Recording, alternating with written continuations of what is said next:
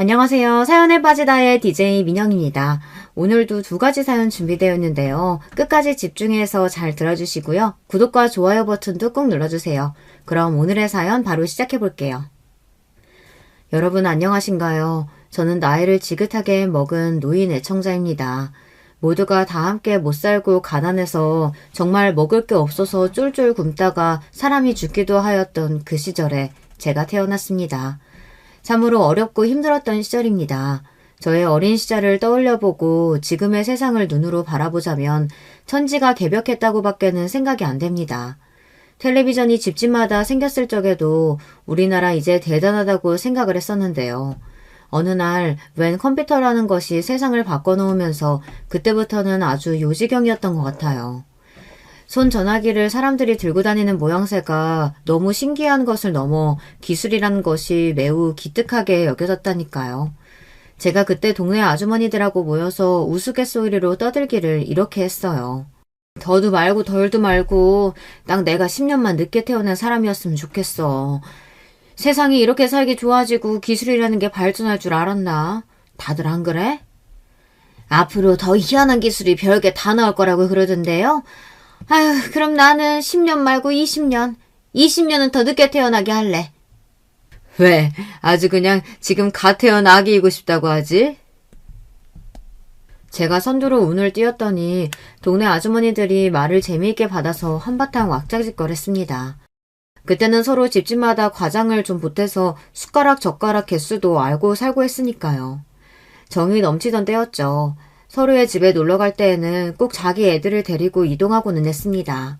그러면 애들끼리 서로 만나서 좋다면서 떠들고 소리를 지르고, 그런 엄마들은 정신없으니까 밖에 나가서 놀라면서 애들을 내보내고, 애들은 해가 지는 줄도 모르고 온 동네의 골목골목을 다 쏘다니고는 했습니다. 겨울이면 연탄의 가스 때문에 중독돼서 큰일 날 뻔한 집들도 많았죠. 천만다행히도 저희 집이 살았던 그 동네에서는 사망사고가 안 나왔지만 바로 옆 동네만 해도 일가족이 함께 잘못된 비극도 있었습니다. 연탄재를 제 발로 차고 놀면서 엄동설안에도 돌아다녔던 동네 아이들.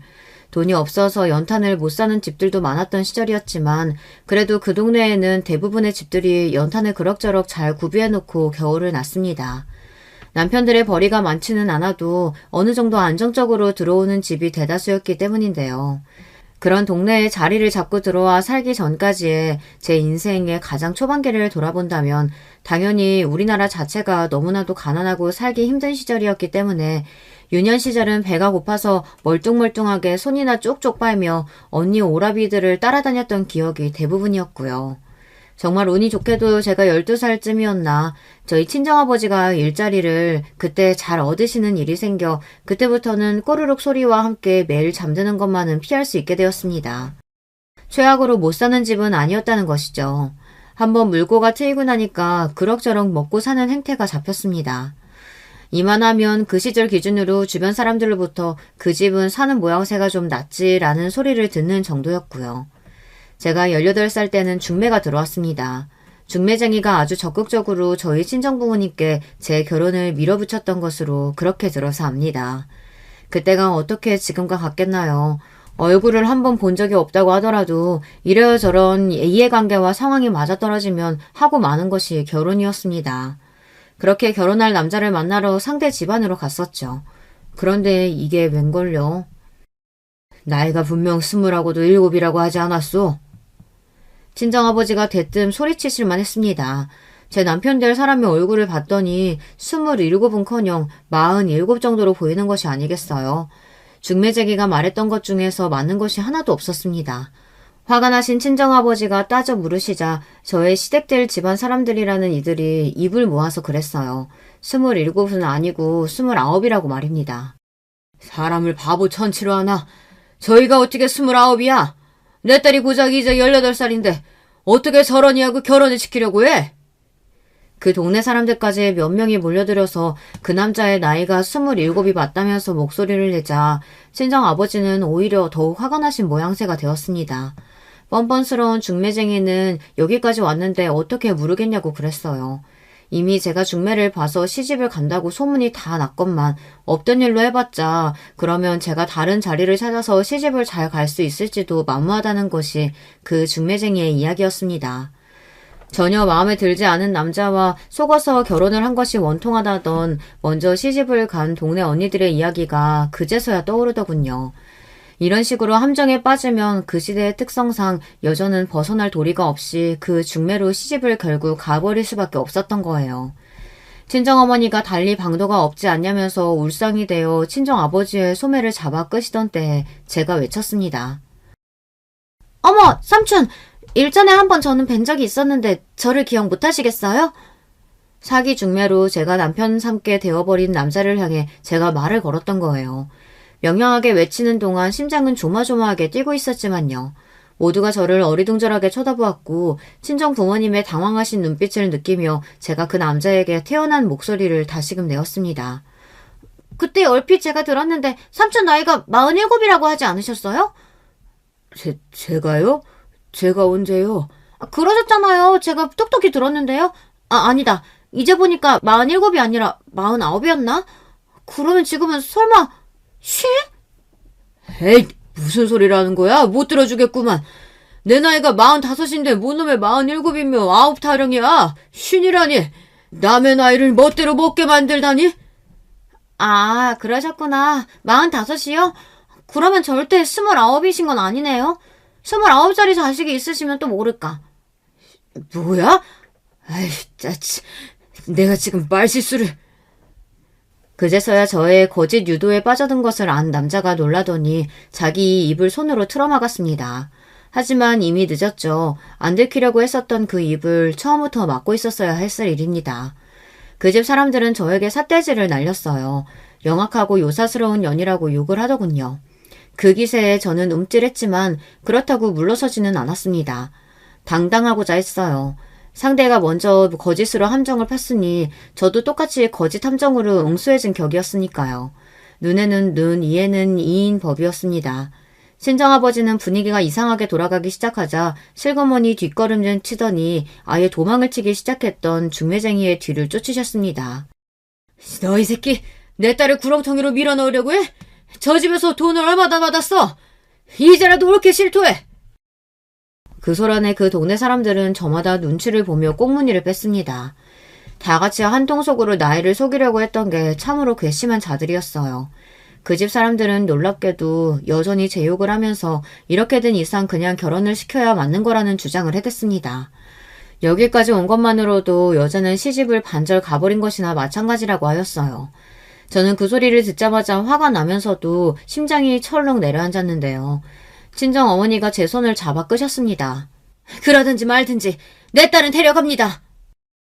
그 손길이 너무나도 든든해서 저는 집으로 돌아가는 길 내내 눈물이 나올 뻔해서 참느라 혼났습니다. 친정아버지 또한 그따위로 굴러먹은 집안은 없는 이만 못한 집안이라고 하시면서 차라리 저에게 천에 고한 놈하고 결혼하는 한이 있더라도 근본이 글러먹은 집안의 미친놈하고는 절대 결혼은 하지 말라고 하셨습니다. 그랬다가는 팔자가 망하는 거라고 보셨죠. 말씀을 걸치게 하셔서 그렇지 딸 자식을 위하시는 마음이었습니다. 만약 저희 친정 부모님이 그 결혼을 그대로 하라고 하셨다면 저는 별다른 도리가 없이 그대로 그 집안에 시집을 가버렸을 거예요. 18의 나이에 45 먹은 남자하고 결혼을 해서 과연 얼마나 잘 살 수 있었을지 가정을 잠시만 해보는 것인데도 등골이 오싹해집니다. 별로 인상이 좋지 못한 인물이었거든요. 하여튼 중매로 시집을 간다고 온 동네 사람들이 다 알기는 했었는데 제가 다시 집으로 돌아왔으니 보는 시선들이 의문이 가득했죠.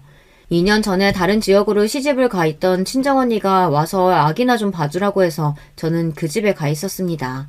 아기를 돌볼 줄도 몰랐으나 최선을 다해서 어떻게든 하고 있었는데 친정언니가 자기는 몸 상태가 안 좋아서 아기를 보기 어렵다는 거예요. 왜 몸 상태가 안 좋냐고 물었더니 둘째를 임신했다고 그랬습니다. 첫째 때와는 다르게 이상하게 몸도 처지고 음식 냄새를 맡으면 신물이 올라온다고 하더라고요. 그래서 제가 갓난쟁이였던 조카를 돌보았고 형부한테 밥도 차려드리고 집안일을 하면서 1년을 조금 넘게 있었습니다. 결혼을 하게 되면서 그 생활을 벗어났던 거예요. 저보다 6살 많았던 남편을 만나자마자 저는 사랑에 빠졌습니다. 낯간지러운 표현이었지만 그렇게밖에는 그때의 저를 설명할 수가 없어요. 잘생긴 외모는 아니었으나 제 눈의 안경이라고 저에게는 아주 준수해 보였고요. 목소리가 크지 않다는 점이나 여자 앞에서 잘난 척을 하려고 으스대는 다른 남자들과는 달리 자기 과시를 하지 않는 성격이 무척이나 제 마음을 사로잡았습니다. 남편은 조실부무한 인물이라 있는 가족이라고는 고모와 고모부, 그 밑에 사촌들 정도가 다였죠. 모아놓은 돈 같은 건 없었고요. 하루 열심히 벌어서 하루를 사는 청년이었습니다. 하지만 제가 졸라댔던 이 결혼을 친정 부모님께서는 허락을 해주셨어요. 젊은 남녀가 서로 좋아서 눈이 맞았다는데 어떻게 말릴 수가 있겠냐면서요. 어디 한번 잘 살아보라고 하셨습니다. 단칸방에서 시작한 결혼 생활이었죠. 그래도 좋았어요. 웬 중매쟁이가 억지로 되도 않게 시킨 결혼이 아니라 제가 제 마음을 따라 의지를 가지고 한 결혼이라서 행복했습니다. 친정 언니네 아기를 보며 집안일을 함께 하는 것은 이골이 나게 해본 덕분에 자식을 낳고 키우는 것도 자신이 있었고요. 그런 각오를 다지고 있었기 때문인지 저희 부부에게는 금세 새로운 생명이 찾아왔습니다. 뱃속에 아기가 들어있다는 것이 얼마나 신기하고도 신비스러운 일인지 저는 제가 직접 임신을 해보고 나서야 체감할 수 있었죠. 이왕이면 네가 아들로 태어났으면 좋겠다. 아가, 만약 네가 내 말을 듣고 있다면 그렇게 해줄 수 있겠니? 바보 같고 웃음이 나는 질문이었지만 그 당시에는 순수한 마음으로 저는 뱃속의 생명을 향해 묻고 또 울었습니다. 그랬던 보람이 넘치게도 태어난 아기는 아들이었습니다. 너무 신기하게도 아기가 저를 닮아 있었어요. 이 세상에 저의 분신을 내놓았다는 생각으로 저는 태어나서 처음 맛보는 충족감에 취해 있었죠. 앞으로는 그 어떤 시련도 이겨낼 수 있을 것만 같았습니다. 아들까지 낳고 행복하게 잘 사는 저를 보시며 친정 부모님은 제가 결혼을 아주 잘했다고 말씀하셨습니다. 남편 또한 가진 것이라고는 아무것도 없었던 본인이 저를 만나서 행운을 누려 가정을 꾸리고 부모가 될 수 있었다고 말을 하며 저와 결혼한 것이 본인의 인생에서 가장 잘한 일이라고 했어요. 남편은 좀 숫기가 없는 편이었기 때문에 애정 표현이라든지 고맙다는 인사를 겉으로 잘하던 사람은 아니었습니다. 그런 사람이 진실된 눈빛과 목소리로 저와 결혼한 것이 행운이라고 말해주었던 거예요. 너무 행복해서 이래도 되나 싶을 정도였네요. 저와 결혼한 이후에 남편은 항상 성실하게 일을 해왔었고 아들이 태어난 이후에도 더욱 그렇게 살았으나 벌이가 좋은 것은 아니었습니다. 이성과 현실의 괴리가 있었고 모든 노동이 후한 대가를 받는 것은 아니었습니다. 그래서 저희 부부는 정말 필요한 순간이면 저희 친정 부모님께 도움을 요청하며 살았습니다. 이사를 갈 때에도 도움을 받아서 갔었어요. 이때 이사를 간 곳이 바로 정감 넘치게 어울려 지냈던 동네 아주머니들이 많았던 바로 그곳입니다. 남편은 처가의 도움을 많이 받았으니 본인도 더 열심히 해서 돈을 잘 벌어보겠다고 의욕을 끌어올렸고요. 떠들기 좋아하고 모르는 게 없었던 동네 아주머니들이 제 남편 정도면 아주 성실한 남자라고 했어요. 술에 빠져서 살고 뭣도 없으면서 밖에 나가서 폼이나 잡으면서 여자들이나 꼬시고 이러는 유부남들이 많고 이 동네에서도 알고 보면 은근히 널렸는데 제 남편은 개 중에서 아주 괜찮은 축이라고 하였죠. 그 말을 들으면서 겉으로는 아유 그런 게 무슨 소리냐 잘 모르겠다 이랬지만 속으로는 좋았던 것이 본심입니다. 그런데 왜 애를 하나만 낳았어? 맞아.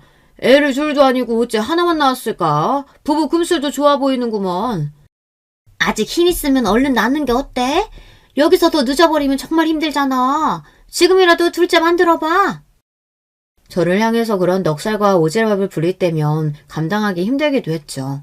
원래부터 자식은 조금만 낳고 싶었고 하나 아니면 둘을 낳을 생각이었는데 둘째가 얼른 안 들어서길래 그냥 외동으로 키우자 마음먹은 지 오래라고 그런 식으로 항상 둘러대고는 하였습니다.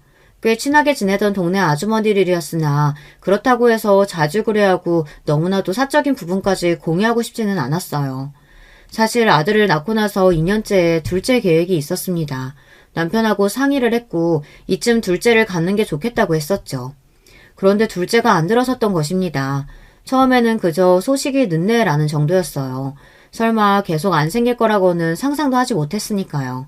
그러나 둘째 계획으로부터 1년, 2년, 3년 이렇게 지나가니까 초조해졌습니다. 도대체 뭐가 잘못돼서 아이가 안 생기는 걸까 싶었어요.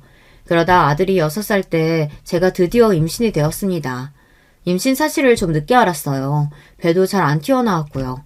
그래서였을까요? 학수고대였던 둘째였는데 이 세상에 태어나 보지도 못한 채로 그 불쌍한 생명이 제 뱃속에서 심장이 멈추고 말았습니다. 어미인 제 잘못이었겠죠. 슬픔과 죄책감으로 죽을 것만 같았고 그 이후에는 둘째 욕심이라는 거 버렸습니다. 유산을 하고 나서는 장장 1년 정도는 제가 밤마다 눈물을 흘렸던 것 같아요. 그렇게 하려고 해서 그랬던 건 아니라 저도 모르게 어둠 속에서 자려고 누우면 캄캄하게 눈을 감은 제 뱃속의 세상만 보다 일찍 떠나버린 생명이 떠올라 눈물이 나왔습니다. 어떻게든 정신을 차리고 기운을 차리려고 하며 애를 쓴 끝에 자연스러운 웃음을 되찾을 수 있었고요. 이사를 가서 새로운 곳에 자리를 잡으면서 더욱 새로운 마음으로 일상을 보냈던 것입니다. 숨겨진 슬픔을 모르는 이들이 보기에는 저희 세 가족 무척이나 이상적으로 보였을 테고 남부러울 것 없는 집으로만 생각이 되었을 거예요. 실제로도 저는 지난 슬픔을 뒤로하고서 이제 남편과 잘 지내면서 아들 하나를 열심히 성장시켜가며 그렇게 지내고 있었고요. 그런데 어느 날 갑자기 그 어떤 징조 하나 없었는데 남편이 저한테 진지하게 할 말이 있다면서 그러는 겁니다. 이상하게 느낌이 안 좋았어요. 왜냐하면 남편이 이렇게 군 적이 과거에는 없었으니까요. 아들이 잠자리에 든 시각이었습니다. 제가 남편과 마주 앉았어요. 상준 엄마, 당신도 잘 알지? 내가 뭘 잘 아는데? 안 그러던 사람이 갑자기 이렇게 무게 잡으니까 기분이 영 이상하네. 무슨 일인데 그러는 거야? 우리 동네에서 처자식 두고 바람 피우는 남자들 꽤 있잖아. 글쎄, 있기야 있겠지. 나는 잘 몰라. 모른다니. 내가 그런 남자들이 남자 망신 다 시키는 거라고 하면서 되게 욕했었잖아. 그런 경우 몇 번 됐었는데 기억 안 나? 듣고 보니까 기억이 나기는 하네. 그런데 지금 그 이야기를 왜 하는 거야? 내가 절대 고의로 그런 건 아니라는 걸 설명하고 싶었어. 나도 정말 그러고 싶지 않았는데 내 마음이라는 게 뜻대로 움직여주질 않는다. 내가 절대로 지금 가벼운 마음으로 이러는 게 아니야. 한없이 진지한 진심이야. 한 번뿐인 인생이라면 나는 진정으로 사랑하는 사람이랑 인생을 살고 싶어. 마음? 진정 사랑? 아, 정신없어. 당신 도대체 무슨 소리라는 거야?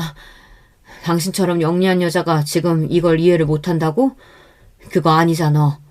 이해 못하는 척 하는 것뿐이지. 내가 이해한 건 당신이 다른 여자를 만나고 있다는 거야. 그럼 이게 맞아? 바람이 난 거야? 그런데 불장난처럼 다른 여자들을 후리고 다니며 재미로 하룻밤씩 즐기는 다른 남자하고는 다르게 당신은 지금 한없이 진심이라는 뜻이야? 내가 이해한 게 설마 맞는다는 거야? 그래, 맞아. 미안하게 됐어. 저는 남편하고 결혼해서 사는 동안 단 1초도 외도를 의심한 적이 없었어요. 심지어는 생각조차 해본 적이 없었고 당연히 제 남편 또한 그럴 것이라는 사실을 믿어 의심치 않았습니다. 아예 의심을 해본 적이 없었기 때문에 남편의 이야기가 우선 확연하기보다는 믿어지지 않았어요. 어이가 없고요. 이게 정말 현실이 맞나 싶었습니다. 나는 잘 모르겠어. 당신이 지금 어쩌자는 건지도 모르겠고 사랑하는 여자가 생겼다고? 그걸 나한테 알아달라는 거야? 그래서 이러는 거야? 이미 말했잖아. 나는 이제 내가 진정으로 사랑하는 사람하고 살고 싶어. 그럼 나하고는 이제 같이 안 살겠다고? 당신은 날 안 사랑해? 그럼 여태까지는 다 뭐였어? 우리가 부부니까, 결혼을 했으니까 그냥 계속 그런 관계였을 뿐이야. 처음에는 당신을 열렬히 사랑해서 결혼한 건 맞아. 그건 정말이야. 과거에는 날 사랑했지만 지금은 아니라는 거네. 당신 제정신으로 이러는 거야? 사랑이 어떻게 꺼지지 않는 불꽃이겠어. 은은하게 남아있는 불씨도 사랑이야. 익숙함도 사랑이야. 당신이 지금 부르짖는 진정한 사랑? 그거야말로 잠시 활활 타오르고 난 뒤에 볼품없이 식어 꺼져버릴 불꽃일걸? 그건 내가 그 사람하고 같이 살아보기 이전에는 모르는 거지. 떨어져 있으면 애절하고 애틋하고 계속 같이 있고 싶은 그런 사람하고 나는 평생을 살아야 맞는 거라고 생각해. 미쳤어. 정말. 당신 완전히 미친 거야. 원래 안 이랬던 사람이잖아. 어쩌다가 이렇게 된 거야? 대체 그 여자가 뭔데, 어? 그 여자 어디가 그렇게 좋은 건데? 착해. 뭐라고? 착해? 그게 다야? 나는 당신 눈에 천하의 못된 년인가 봐? 그 사람은 당신하고 달라. 착하고 순수해. 집이 가난하지만 꿈과 희망을 놓아본 적이 없고 그 눈빛은 순수한 열정으로 가득해. 바라만 보고 있으면 나도 영원한 청춘일 것만 같아. 그 사람 입에서 돈 얘기가 나오는 걸 나는 본 적이 없어. 돈? 당신 말 잘했다. 돈. 내 친정의 덕을 그렇게 왔으면서 어떻게 나를 이렇게 배신할 수가 있어? 여기에 이사 왔을 때까지만 해도 당신은 분명히 더 열심히 해서 나 호강시켜주겠다고 그랬잖아. 자식한테 떳떳하고 자랑스러운 아빠가 되겠다고 했었잖아. 처가에 보답하고 싶다고 그랬었잖아. 그런데 왜 이렇게 변한 거야? 그 여자도 당신 유부남인 거 알아? 처자식이 있다는 것도 알기나 해? 응, 다 알아. 내가 이야기했어. 그래도 당신하고 만나겠다고 한 거야? 그 여자도 정말 미친년이구나. 말 함부로 하지 마. 처자식이 멀쩡하게 있는 남자를 건드려? 그 가정을 깨트려 놓겠다고? 그런 생각을 한 여자가 어떻게 제정신일 수가 있어? 어떻게 그런 여자를 보고서 당신은 착하고 순수하다는 소리를 하냐고. 말이 안 된다는 거 당신 스스로도 알지 않아? 나는 내 자식의 아빠가 그렇게까지 멍청할 거라고는 생각 안 하고 싶어. 그만해. 사랑이라는 감정은 막을 수 있는 게 아니야. 사랑은 그 자체로 나쁘다고 말할 수 없는 거야. 상순 엄마, 나는 이제 나의 진짜 사랑을 찾아서 행복해지고 싶어. 당신 하나 행복해지겠답시고 선혜식을 불행하게 만들어? 하지만 이대로라면 내가 불행하니까 행복을 찾고 싶을 뿐이야. 당신은 정말 이기적이구나. 자기 자신이 1순위인 사람이었어. 자식한테 아빠로서 미안하지도 않니?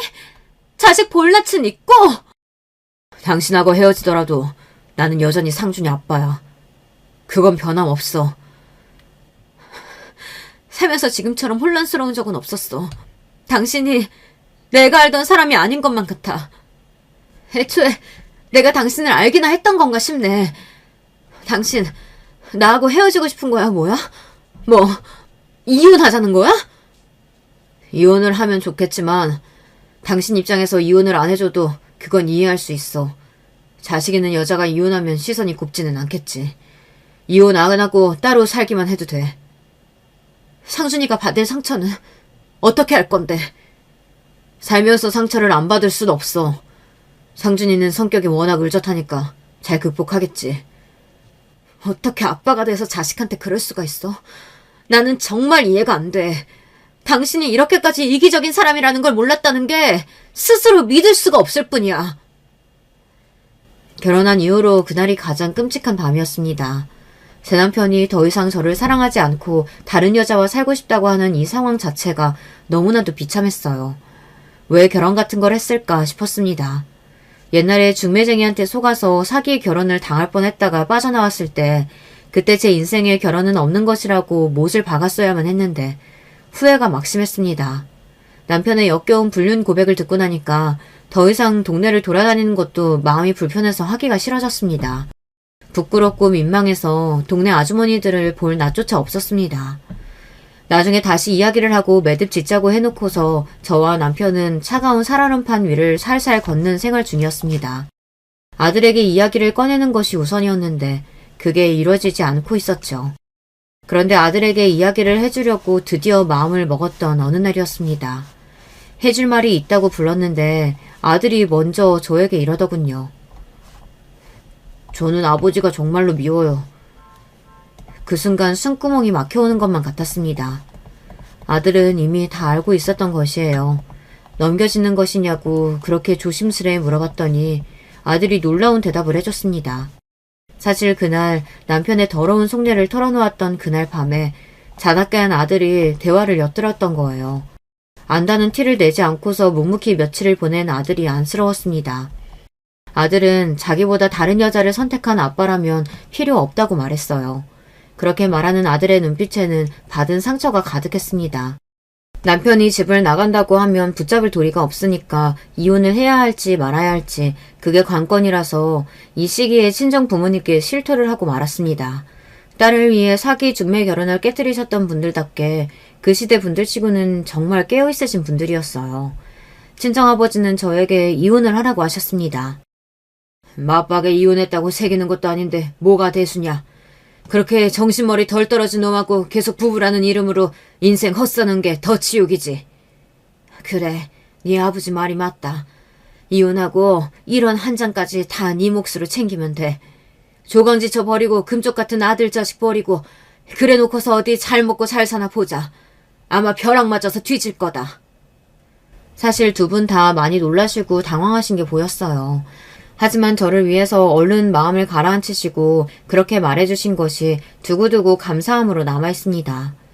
저는 남편에게 제 쪽에서 순순히 이혼을 해주는 대신 속옷 한 장까지도 다 두고 가라고 했어요. 남편은 저를 약독한 여자 보듯이 바라봤지만 저는 굴하지 않았습니다. 저는 명백한 피해자였으니까요.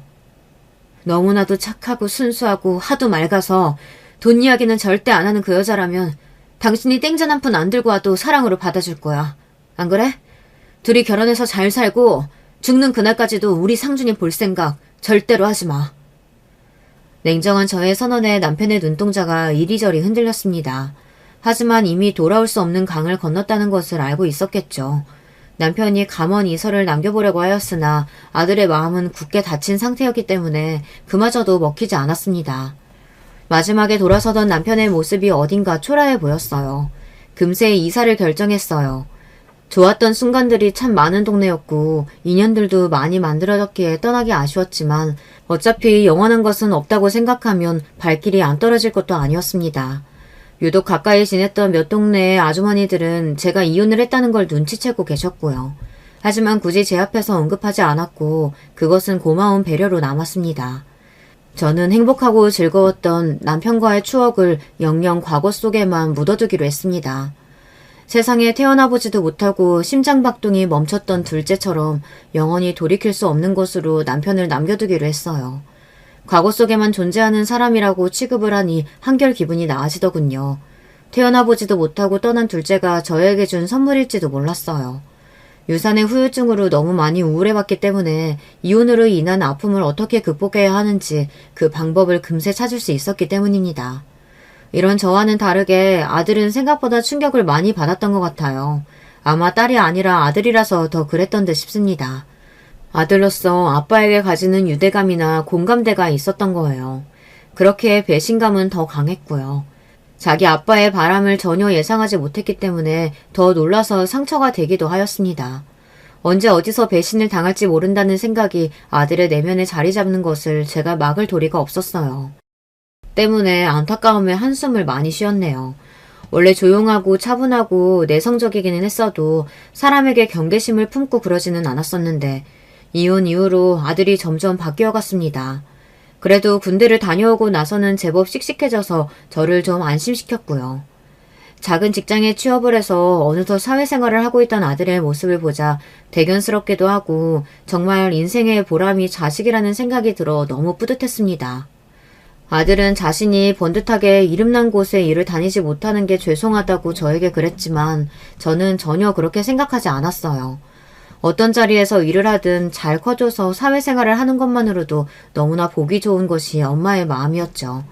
이런 것이 부모의 마음인데 제가 기껏 원하는 결혼을 해놓고도 100년해로 하지 못하고 이혼을 해버린 게 친정 부모님의 가슴에 대못을 박아버린 게 아닐까 싶어서 내심 죄송스럽기도 했습니다.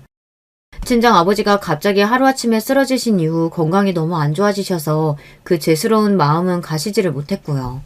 여기저기 큰 병원을 다니면서 정확한 병명이나 알고자 그때 애를 많이 썼는데요. 그때 돈이 워낙 많이 들었어요. 친정엄마가 고생도 많이 하셨고요. 끝내 친정아버지는 검사를 위해 새롭게 찾아간 병원의 입원실에서 돌아가셨습니다. 이렇게 가실 줄 알았다면 병원을 전전하고 용하다는 명의를 찾아다닐 게 아니라 자식들, 손주들과 더 시간을 보내게 해드리고 편안한 곳에서 머무시게 해드릴 걸 그랬다며 친정엄마가 후회로 많이 우셨습니다. 저 또한 못해드린 게 많은 자식이라서 그저 받기만 했던 못난 자식이어서 죄송함에 미칠 것만 같았네요. 친정아버지가 돌아가시기 전에 남기셨던 말씀 중에 너희 아들이 장가드는 걸 못 보고 가서 아쉽다는 게 있었어요. 아들이 원래 직장을 얻고 나서 만나게 된 여자가 있었는데 결혼 약속까지 하였으나 배신을 당했습니다. 그 아가씨가 알고 보니까 아들한테 집안이며 자기 이름까지 싹 다 거짓말로 속였던 거예요. 그래서 헤어졌고 그 이후로는 마음의 문을 닫고 살았어요. 아들이 저렇게 된 것이 부모가 이혼을 하는 모습을 보여줘서 그런 건가 싶어서 너무나도 심란했습니다. 차마 결혼하라고 채근하지도 못하겠고 그저 기다렸죠.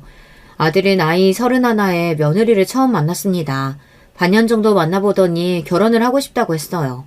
저는 옳았구나 싶어서 바로 쌍수를 들었습니다. 신중한 제 아들이 그 어느 때보다 확신이 어린 얼굴로 결혼을 입에 올렸다는 것은 엄마로서 저도 무조건적인 믿음을 줘야 할 때라는 것이었죠. 며느리는 스스로를 평범한 직장 생활하고 있는 월급쟁이라고 했지만 제 눈에는 대단해 보였어요. 내가 20년만 늦게 태어났으면 멋있는 직장 생활하는 여자로 혹시 그렇게 살 수 있었을까? 저는 때때로 돈을 벌기 위해 공장 등지를 전전하며 일을 하였으나 며느리처럼 사무직은 꿈도 못 꿔본 것이었어요. 물론 아직 이때까지만 해도 여자가 직장에서 자리를 잡고 남자들 사이에서 일을 한다는 것은 아주 대단한 것이었습니다. 며느리가 일을 다니는 곳은 규모가 적당히 있었고 따라서 여사원들도 몇 있었지만 제가 보기에는 그 중에서 며느리가 제일이지 않을까 싶었네요. 맨날 노처녀라고 놀림받았는데 이제는 안 그러겠네요. 그런 말을 하면서 웃어 보이는 모습은 제법 수줍은 기색이었어요. 그런 모습만 보자면 남자들 사이에서 꿋꿋하게 일을 한다는 게 믿어지지가 않았네요. 노처녀라는 소리를 비롯해서 많은 조롱을 여자라는 이유로 직장에서 많이 받았을 것 같아 짠하고 대견했습니다. 저는 며느리가 참 마음에 들었고 그래서 고개를 연신 끄덕이고 있었는데요. 그런 저를 바라보던 며느리가 어쩐지 불안해 보이는 얼굴이 되더니 이내 이런 소리를 하더라고요. 저는 가족이 없어요. 있지만 연은 끊고 사는 중입니다. 그러면서 고개를 푹 숙이더군요. 마치 중죄인처럼 말입니다. 저희 아들이 결혼을 한다고 하니 전 남편은 안달이 난 모양이었습니다. 아들의 결혼식에서 아빠 노릇이라도 하고 싶었던 모양이었죠. 연락을 해서 이혼한 것을 후회한다는 말까지 했습니다. 지난 세월 자존심 때문에 말은 못했으나 저와 이혼하고 아들을 두고 간 것이 미치게 후회한다는 것이었어요. 전 남편은 그 여자와 혼인신고를 하고 부부가 되어서 살았습니다. 돈이 없어서인지 아무튼 결혼식은 안 올렸고요. 그러나 아이 소식은 없었고 그 여자의 집안은 찢어지게 가난하기까지 해서 전 남편의 숨은 턱턱 막혀왔던 것이죠. 다 지나고 나서야 제가 둘째 임신이 힘들었던 것 같은 그런 문제들의 원인이 전 남편에게 있었다는 것을 그런 식으로나마 알 수 있게 되었네요. 전 남편에게 아들의 결혼 소식을 알려준 이는 고모님이셨습니다. 알 건 알아야 하지 않을까 싶어서 나는 이야기를 전해준 것뿐이고 그게 다야. 여전히 나는 두둔할 생각 없어. 전 남편이 바람나서 이혼하고 떠난 걸 두고 고모님은 과거에 정신 나간 놈이라고 하신 적이 있었죠. 그래서 고모님께 저희가 있었다고는 생각 안 했네요. 당신께서는 그래도 조카니까 연락을 하시고 최소한의 신경을 쓰신 거라고 여겨졌습니다. 아들은 자신에게는 부모가 저뿐이라고 하면서 전 남편이 결혼식에 참석하는 걸 원치 않는다고 하였어요. 아들의 의사가 가장 중요했기 때문에 거기서 이제 결정이 나버린 것이었어요. 저희 쪽이 이런 마당이었는데 며느리 쪽이 자기 가족하고 연 좀 끊고 산 게 뭔 대수랴 싶었습니다. 모 묻은 개가 모 묻은 개를 어찌 나무라나요. 그것만큼 우스운 것은 없었으니 괜찮다고 이야기를 해줬죠. 저는 나이도 많은데 귀한 외동아들을 정말 내어주셔도 되는 건가요? 겨우 저 같은 여자한테요? 네가 우리 상준이하고 동갑 아니냐? 네가 나이가 많으면 우리 상준이도 똑같이 많은 거지. 피차 일반이야. 며느리는 설마 제가 이렇게까지 흔쾌하게 허락을 해주고 반겨줄 줄은 몰랐다고 해요. 그러면서 눈물을 훔쳤습니다. 며느리는 부모이되 부모라고 하기 어려운 사람들 아래에서 태어나 자란 모양이었어요. 부친에게서 복날의 개보다도 더 심하게 맞아보았고 모친은 강 건너 불구경하듯 구는 사람이었다고 합니다. 단단히 정신 나간 작자들이었죠. 며느리에게는 형제로 친정 오빠가 한 명 있었는데 부친에게 잘못 맞아서 한쪽 귀가 거의 안 들리게 되었다고 합니다. 부모 이야기만 나와도 치를 떨던 며느리의 친정 오빠는 외국으로 나갈 수 있는 일생일대의 기회가 찾아왔을 때 용기를 내어 놓치지 않고 그걸 잡았다고 합니다. 미국에 갔다는 것만 알고 그 이후로는 그 어떤 소식도 들어본 적이 없다는 소리를 며느리는 덤덤하게 늘어놓았습니다. 사람은 겉모습만 봐서는 절대 모른다는 이야기가 맞았습니다. 며느리에게 그런 아픔이 있는 줄은 상상도 못했죠. 더욱 따뜻하게 대해줘야겠다는 생각이 들었어요. 잘해주려고 의식을 하면서 제 딴에는 노력을 했었고요. 그런데 또 너무 가까이 다가가면 간섭하는 모양새가 되어버리니까 적당히 선을 지키려는 노력도 겸하였습니다. 며느리가 직장을 다니는 사람이었으니 반찬은 제가 다 만들어다가 가져다 주었고요. 며느리는 그럴 때마다 어쩔 줄 몰라 하면서 본인이 요리를 하면 되는 거라고 했지만 저는 고개를 저었습니다. 상준이하고 너하고 둘이 똑같이 돈 벌러 다니는데 왜 너만 부엌 일을 하려고 들어? 나는 어차피 반찬 만들고 이러는 거 좋아하니까 신경 쓰지 않아도 된다. 그러면 며느리는 입을 꾹 다물었는데 그러는 얼굴에는 왠지 모를 웃음기가 항상 엿보이고 있었죠. 여자가 결혼을 했다고 해서 일을 그만두는 건 부당하다고 며느리는 그렇게 여기는 인물이었어요. 저는 며느리의 그 바람이 되도록 오래 갔으면 해서 늘 한 발짝 뒤에서 아들 며느리 부부를 지켜보았습니다. 조용히 잘 사는 모습이 예뻐 보였고요. 하지만 비극은 예고 없이 찾아왔습니다. 제 아들이 교통사고로 생을 마감하였습니다. 아직 해보지 못한 것도 해보고 싶은 것도 많았던 제 아들의 짧은 생은 아스팔트 도로 위에서 그렇게 끝이 나 버렸습니다. 미치는 줄 알았어요. 제 하나뿐인 자식이 이런 식으로 죽는다는 것은 꿈에서조차 상상해 본 적이 없던 끔찍함이었죠. 원통함에 울부짖던 저의 곁을 며느리가 지켜주었습니다. 당장 쓰러질 듯 힘들어 보이는 얼굴로도 꿋꿋하게 제 옆을 지켜주었어요. 전 남편이 죽은 것은 아들이 죽은 날로부터 딱 열흘 뒤였습니다. 자신의 어리석은 과오를 속죄하고자 한다는 짧은 유서를 남긴 채 스스로 생을 마감하였습니다. 너무나도 충격적이었고 그때 친정엄마가 제 뺨을 치셨습니다. 정신 차려라. 너마저 잘못되면 안 돼. 그건 상준이가 원하지 않을 거야. 앞으로 정신 똑바로 차리고 살아. 그제서야 몸에 힘이 들어가더군요. 저까지 떠날까봐 두려우셨던 친정엄마의 행동 하나가 저를 정신 차리게 만들었습니다. 언제까지 살 수 있을지 그것은 하늘만이 알겠지만 적어도 그날이 오기 전까지는 하늘에서 지켜보는 제 아들에게 부끄럽지 않도록 그렇게 주어진 시간을 살아야겠다는 굳센 다짐을 하였어요. 이제 제가 할 일은 정해져 있었죠. 네 인생 살아라. 이제 아무 남자도 안 만나겠다거니 내 옆에서 평생 며느리 노릇 하겠다거니 그런 거 다 집어치워.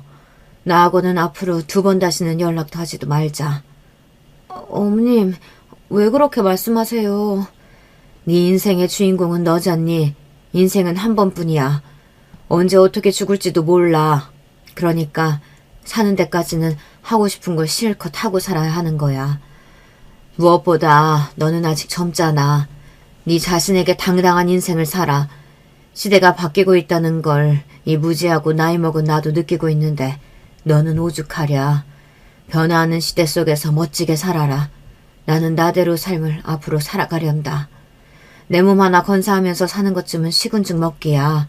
너는 네 걱정이나 하면서 그렇게 열심히 살면 돼. 어찌 보면 냉정할 수도 있는 말이었습니다. 그러나 능력도 좋지만 무엇보다 사고방식이 남다르게 깨어있으며 진취적으로 보였던 며느리라면 지금까지의 일은 온전히 과거 속에 묻어두고 앞만 보고 나아가는 게 맞았습니다. 제 앞에서 며느리는 눈물을 흘리며 마지막 인사를 올렸고요. 저는 힘을 짜내어 환하게 웃어주었습니다. 그게 마지막이었죠. 유독 쓰라린 이별이 많았던 한 해였습니다. 떠올리기만 해도 고통스러웠던 그때를 억지로 묻어두려고 애를 쓰다 그게 안 된다는 것을 인정하고서 덤덤히 회상을 할 수 있게 되기까지 아주 오랜 시간이 걸렸습니다. 친정엄마는 치매가 오셨습니다. 다 잊으셨는데 그럼에도 내 손자 상준이라는 말씀을 종종 하셔서 그때마다 제 가슴이 먹먹해졌습니다. 돌아가시던 그날까지 제가 친정엄마의 곁에 있어드렸죠. 그러고 나니까 문득 바라본 세상이 너무나도 휘황찬란하게 변해 있었어요. 손에 쥔 핸드폰 하나로도 전 세계의 뉴스를 실시간으로 찾아볼 수 있는 세상이 되어 있었죠. 제가 옛날에 살았던 동네에 친했던 아주머니를 다시 만나게 된 것도 유튜브 덕분입니다. 코로나 때 유튜브를 보는 법을 배우게 되었고 그 이후로 애용을 했는데요. 예전에 즐겨 불렀던 가요가 생각나서 유튜브에 검색해봤는데 그 가요 영상의 댓글에 누가 그 동네의 이야기를 적어놓은 것입니다. 그 노래를 불러댔던 이웃이 오늘따라 생각난다는 내용을 보고 제가 답변을 달았어요. 제 이야기 같다고요. 그랬더니 그 댓글의 주인이 놀라서 다시 댓글을 또 달았고 그러면서 서로 확인한 뒤 실제로 만났습니다. 제가 친하게 지냈던 분이 맞았어요. 나이가 헷갈렸는데 저보다 무려 4살이나 아래였더라고요. 놀랄 노짜라면서 내가 웃었더니 그쪽에서도 저와 1살 차이 정도만 여태 기억을 잘못하고 있었다며 웃었습니다. 아이고, 어쩜 이렇게 나이를 안 잡수셨어요? 누가 보면 나보다 나이를 덜 먹으신 줄 알겠어. 근데 요새는 어쩌고 지내세요? 나는 뭐 그냥 지내죠. 부끄럽지만 돈을 좀 벌어보고 싶어서 노인들이 하는 소일거리 알바를 해왔고요. 그마저도 지난달부터는 뭐가 없네요. 건물에 청소를 하러 들어갈까 싶은 생각만 있어요. 나를 안 받아줄 것 같아서 그게 문제죠. 어머, 그러세요? 마침 소개해드릴 자리가 그렇다면 하나 있는데 사무실 돌아다니면서 자리만 좀 깨끗하게 하고 탕비실 관리만 해주고 그러기만 하면 되는 거거든요. 그런 거면 나야 좋죠. 당장 할게요. 그분이 마침 그런 쪽에서 일을 오래 한 사람이었고 발이 넓었어요. 그래서 인맥으로다가 제가 갑자기 일자리를 구하게 됐던 것입니다. 그러니까 이게 다 운명이었던 거예요. 유니폼까지 딱 갖춰 입고서 미워온 일을 시작하게 되었는데 처음이니까 우왕좌왕할 수밖에 없었어요. 동선도 너무 헷갈렸고요. 마음만 청춘이지 몸은 폭삭 늙어버렸다는 게 이런 식으로 실감이 나서 제가 처음 한 주 일을 딱 해보고는 쓴웃음이 그렇게 흘러나왔습니다. 수첩을 가지고 다니면서 메모를 했고 업무 숙지에 들어갔죠. 그래서 2주차부터는 실수 없이 착착 해내기 시작했고요. 자부할 수 있었습니다. 순서대로 사무실 자리를 딱딱 돌면서 청소를 마쳤고 정해진 시간 내에 정해진 구역의 정리를 못 마치는 경우는 없었어요. 거기서 일하시는 분들이 저를 향해 새로 오신 분인데 일을 참 빨리 배우시고 잘하신다면서 웃으면서 그런 말을 한마디씩 해주셔서 저도 보람되고 기분이 참 좋았습니다. 물론 미어원인 저를 향해 무시를 하는 것 같은 사람들도 있었어요. 뻔히 제가 바로 옆에 있는데도 쓰레기를 소리나게 던진다던가 그런 행동들 말입니다. 개념치 않고 묵묵히 일을 하던 어느 날 탕비실을 정리하고 나오는 길에 누가 뒤에서 소리를 질렀어요. 어이, 거기 청소 아줌마! 바닥에 커피 튄 자국 그대로잖아. 똑바로 일 안 해? 네. 아이고, 바닥은 좀 이따가 밀대 아예 가지고 와서 닦으려고 해요. 금방 할게요. 나이 처먹고 청소나는 인생이면 이런 거라도 좀 제대로 하던가. 잘리고 싶어서 환장했냐? 갈 데도 없을 텐데. 제가 웬만하면 덤덤하게 잘 버티는 사람인데 나이를 먹어서 이게 조절이 힘든가 보더라고요. 눈물이 핑 돌았습니다. 그래서 눈가를 소매로 훔쳤더니 저를 향해 눈물 짜내면 다인 줄 아냐면서 되려 삿대질까지 날리더군요. 너무 서러워서 그만둬야 하나 싶었던 바로 그때였습니다. 혹시 어머님? 갑자기 누군가 다가오며 저에게 말을 걸더라고요. 딱 봐도 차림새가 근사한 여자분이 그러시길래 울음을 그치던 참이었는데 제가 당황해서 얼른 대꾸를 했죠. 저를 아실 리가 없는데 의정부 사셨고 성함이 김말자 아니신가요? 네? 아니 그걸 어떻게... 놀란 제가 상대방을 똑바로 쳐다보며 대묻다가 그대로 얼어붙었습니다. 제 며느리였던 거예요. 20년의 세월이 흘렀으나 못 알아볼 수는 없었죠. 손으로 입을 틀어막은 채로 며느리는 이미 몸을 떨며 눈물을 흘리고 있었습니다. 그런데 그때 저에게 갑질을 해왔던 사원이 창백해진 채로 허리를 숙였습니다. 회장님 안녕하십니까? 인사할 분위기는 아니었지만 그렇다고 생략할 수는 없었던 것입니다. 왜냐하면 며느리가 무려 이 건물에 들어와 있는 회사의 주인이었으니까요. 금방이라도 기절할 것처럼 안색이 나빠진 그 사원을 보며 그리고 며느리의 뒤로 서 있는 수행원들을 보며 저는 제 며느리가 회장님이라는 사실을 바로 인지할 수 있었습니다. 너무 놀라워서 희미하게 저는 웃음부터 났고 며느리와 동시에 서로를 얹어안았습니다. 저는 웃고 며느리는 울고 한바탕 그 복도가 난리도 아니었습니다. 화장실로 가서 차분히 긴 대화를 나누었죠. 미국에서 맨땅에 헤딩으로 아메리칸 드림을 이뤄냈던 친정오빠 덕분에 길이 열려서 여기까지 올 수 있었다며 지난 여정을 며느리가 자세히 알려주었습니다. 이렇게까지 놀라운 성공을 거두었다는 것보다 소식이 끊겼던 자기 친정오빠와 다시 만날 수 있었다는 이야기에 저는 너무 잘 된 것 같아 며느리를 축하해 주었죠. 어머님은 여전하시네요. 여전히 남다르세요. 그때도 지금도 제가 존경하고 배울 것 투성이에요. 그렇게 말을 하며 제 손을 꼭 잡은 며느리가 운명이 이렇게 이끌었으니 앞으로 자기가 저를 모셔야겠다고 단호하게 굴었어요. 안 그래도 올해는 꼭 저를 찾을 생각이었다고 하더군요. 거절할 엄두도 안 나게 며느리가 단호하게 굴어서 저는 못 이긴 척 따르고 말았네요. 청소일은 그만두었지만 괜히 한 번씩 며느리의 회사에는 들리고 있습니다. 저에게 갑질했던 사원은 원래도 사내에서 평판이 안 좋았던 인물이라고 하더라고요. 결국 자진퇴사를 하였고 저는 추억이 가득한 옛 동네의 인연들을 더 찾아서 만나게 됐고 같이 컴퓨터 수업을 다니면서 즐겁게 지내고 있답니다.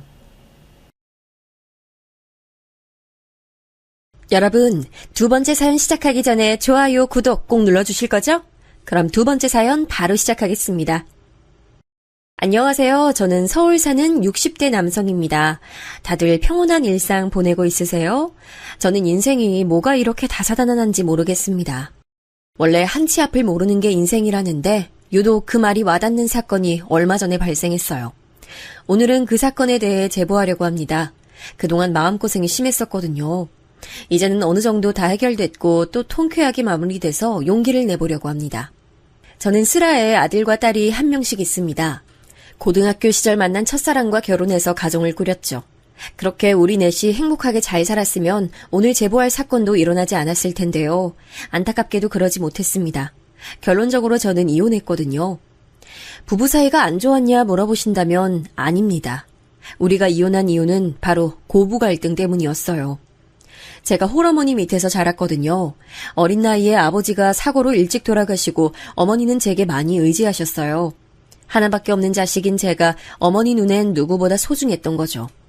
또 옛날 분이라 남아 선호 사상이 심하셨어요. 그래서 안 그래도 저를 과보호하셨는데 결혼하니 더 심해졌습니다. 그러다 보니 자연스럽게 며느리인 제 아내가 마음에 들지 않으셨나 봐요. 여자가 집에서 살림하고 애들을 돌봐야지. 나가서 일하고 그러면 애는 누가 키워? 여자가 해야 하는 역할이 있는 거야. 어머니, 저도 제 직업이 있고 사회생활 하고 싶어요. 그래야 애들도 더 잘 키울 수 있어요. 애들 아빠가 벌어오는 돈으론 우리가 어머니까지 모시고 살기엔 힘들어요. 뭐? 지금 우리 아들 돈 못 번다고 하는 거야? 네가 그러고도 아내야, 어? 그런 뜻이 아니잖아요. 어머니 왜 그러세요? 제 말 그런 식으로 받아들이시면 저도 곤란해요. 저는 어머님하고 갈등 일으키고 싶지 않아요. 아내는 결혼 전에 은행에서 일했어요. 결혼하고도 계속해서 직업을 잃고 싶지 않아 했습니다. 저는 일하는 아내가 보기 좋았어요. 똑똑해서 은행에서 직원들의 신뢰를 얻고 있기도 했습니다. 단순히 돈이 부족해서 그렇다기보단 직업은 아내에게 자아 실현의 도구였죠. 저는 그런 아내를 존중했습니다. 하지만 옛날뿐인 어머니는 아내의 그런 모습을 존중하지 못하셨어요. 더군다나 아내는 성격이 매우 불같았습니다. 어렸을 땐 그런 아내의 모습이 좋아 제가 졸졸 따라다녔어요. 할 말 다 하고 당찬 모습이 또래 여자들과는 달랐거든요.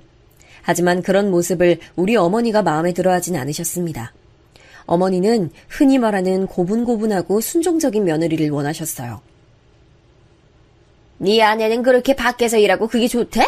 나는 우리 손주들이 불쌍하고 너무 안쓰러워. 아, 애들은 무슨 죄야? 엄마 왜 그래요? 그래도 애들도 엄마가 은행에서 일하니까 자랑스러워하잖아요. 저도 아내가 밖에서 돈 벌어오니까 가정의 무게도 덜하고 좋아요. 너무 그러지 마세요. 하나밖에 없는 자식이라는 놈이 결혼하더니 지 아내밖에 모르네. 너한테 이제 엄마는 무슨 존재야, 어? 아유, 내가 서러워서 아주. 아이고, 나도 그냥 내 남편 따라가련다. 아유, 엄마, 그만하세요. 이제 곧 와이프 와요.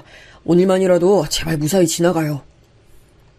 저도 중간에서 어머니와 아내를 조율하느라 얼마나 힘들었는지 몰라요.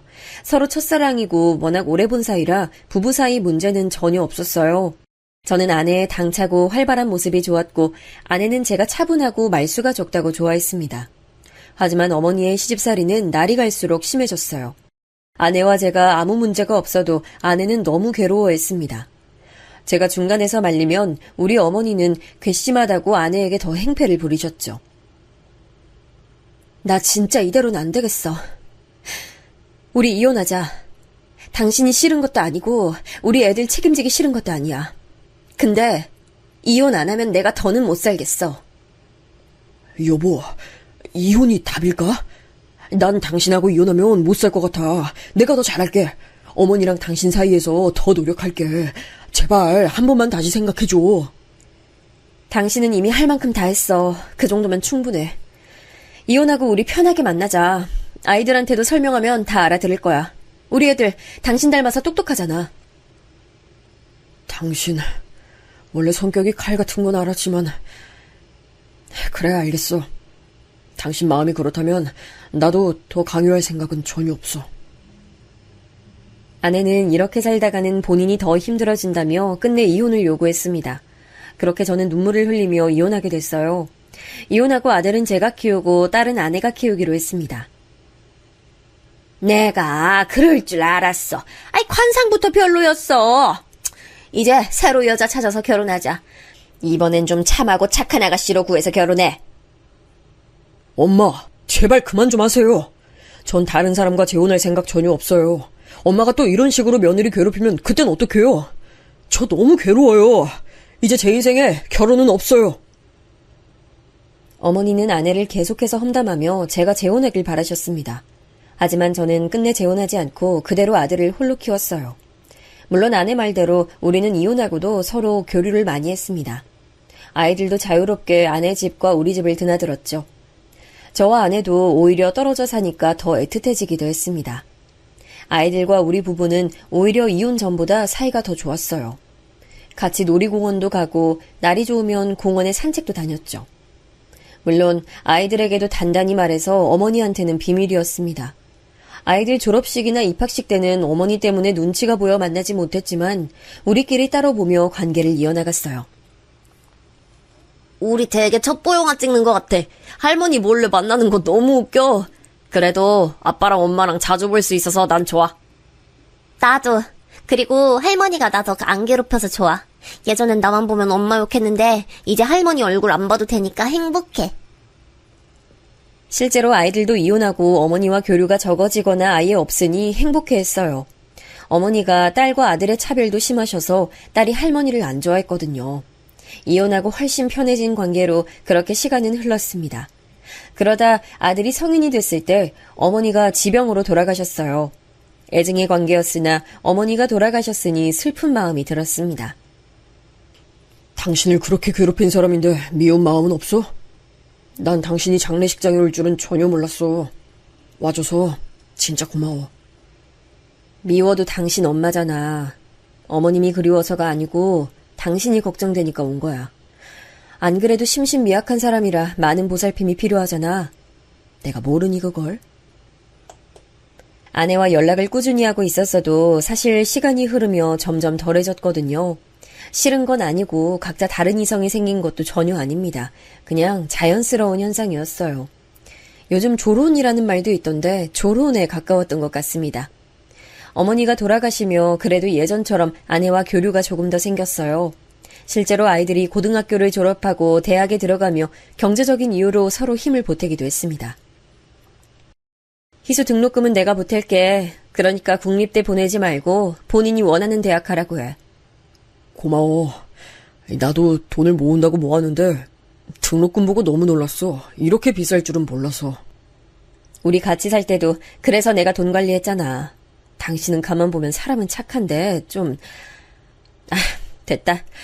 아무튼 돈 관련해서 모르는 거 있으면 언제든지 물어봐. 알겠지? 아내는 경제적인 것부터 생활 전반적인 부분에 대해 많은 도움을 줬어요. 아내의 화끈한 성격 덕분에 저는 이혼한 상태여도 많은 도움을 받았습니다. 그리고 아이들이 자라 어느새 결혼할 나이가 됐어요. 우리가 이혼했어도 교류가 많았잖아요. 그래서 아이들의 정서적인 부분에 대해 결핍은 전혀 없었다고 확신해요. 서로 아들도 아내에 대해, 딸도 저에 대해 얘기하는 것에 거리낌도 없었습니다. 그래서 아이들도 안정적으로 잘 자라줬어요. 대학도 둘 다 명문대에 입학했죠. 제가 아이들한테 바라는 것은 딱히 많지 않았습니다. 그냥 자기한테 맞는 사람 만나서 행복한 결혼 생활을 하길 바랐어요. 물론 그러면서 우리 어머니 같은 시부모나 처가댁을 만나지 않길 바랐죠. 아들의 결혼식이 먼저였는데 서류상으로는 아내와 제가 이혼했어도 결혼식에는 둘 다 들어갔어요. 이건 딸 결혼식 때도 마찬가지였죠.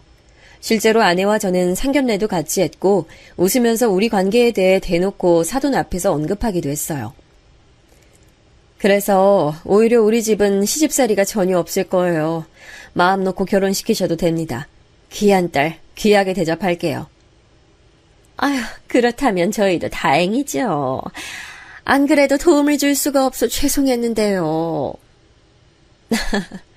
어차피 저야 뭐 시집살이에 워낙 질린 사람이기도 하고요. 이혼했으니까 그렇게 연락이 다른 시부모처럼 많지도 않을 거예요. 걱정하지 않으셔도 됩니다. 실제로 아내는 자식들 결혼 생활에 크게 관심이 없었어요. 무관심이 최고의 방법이라며 제가 아이들 결혼 얘기를 꺼내도 반응이 시큰둥했죠. 잠깐 오늘 사연의 주인공이라고 볼 수 있는 며느리에 대해 언급해 볼게요. 며느리는 우리 아들이 일하던 회사에서 사무보조 알바생이었다고 해요. 아들보다 3살 어린 친구였는데 아들한테 반해서 따라다녔다고 합니다. 끈질긴 구애 끝에 둘은 연애를 시작했고 결혼까지 하게 됐어요. 며느리가 처음 결혼하겠다고 인사 왔을 땐 생각보다 착하고 어려 보이는 얼굴에 놀랐습니다. 좋게 말하면 순해 보였고 나쁘게 말하면 맹해 보였어요. 속으론 내심 그래도 여우 같은 것보단 착한 게 낫다고 위안 삼았던 기억이 나네요. 하지만 그건 착각이었습니다. 착한 얼굴의 며느리는 결혼하고 하나둘 본색을 드러냈어요. 시작은 결혼식장 선정이었습니다. 저는 원래 성격이 내성적이고 어디서 나서지 않는 사람이에요. 사교적인 성격이 아니라 지인이 많이 오지 않을 예정이었습니다. 사돈도 그냥 일반 회사에 다니던 분들이고 하객으로 많은 사람이 올 예정은 아니라고 했어요. 그래도 제일 큰 홀에서 하고 싶어요. 이왕이면 큰 홀이 더 예쁘잖아요. 저는 하객수랑 상관없이 제가 원하는 곳에서 결혼식 올리고 싶어요. 그런데 그러면 우리가 최소 인원을 채우지 못해서 돈을 오히려 더 내야 할 것 같아. 돈 더 내면 되지 않나? 난 그래도 한 번뿐인 결혼인데 화려하게 하고 싶어. 그럼 그렇게 하자. 며느리가 원하는데 그 정도는 가능하지. 내가 돈 더 마련할 테니까 너무 걱정하지 마. 아버님 진짜 아버님밖에 없어요. 제 마음 다 이해해 주시고 너무 멋져요. 아버님 최고! 며느리는 결혼 전부터 제일 넓은 결혼식장을 원했어요. 이 밖에도 형편에 맞지 않는 드레스샵부터 신혼여행도 유럽으로 제일 좋은 비행기를 타고 가길 원했습니다. 그 모습을 보며 생각보다 어쩌면 허영심이 있을 수도 있다는 생각이 들었어요. 하지만 한편으론 한 번뿐인 결혼식이니 그럴 수도 있다고 생각했죠.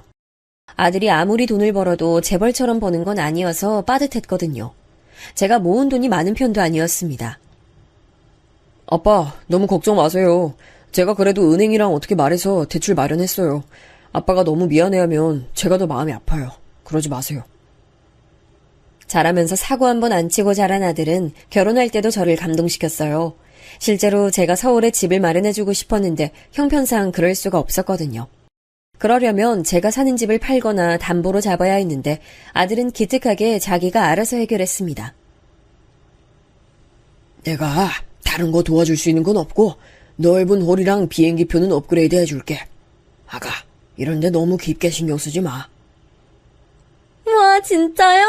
아버님밖에 없어요. 정말 감사합니다. 넓은 식장이 제 평생 로망이었거든요. 그렇게 결혼하고 아들 부부는 나름 잘 사는 것처럼 보였습니다. 한 가지 아쉬운 점이 있다면 명절이었어요. 저는 아내와 이혼하고 또 어머니가 돌아가시며 명절을 지내지 않았거든요. 아들과 둘이 살 때는 그냥 서로 쉬는 날이라고 생각했죠. 차례를 지내진 않았습니다. 사실 아들이 결혼하고 제가 외로움을 많이 타기 시작했어요. 말수가 적은 아들이어도 같이 살면 그래도 매일 보니까 외롭진 않았거든요. 아내와 이혼하고 혼자가 됐을 때도 아들이 있어 버틸 수 있었죠. 그런데 아들이 결혼하고 나간 뒤로는 부쩍 외로움이 많아졌습니다.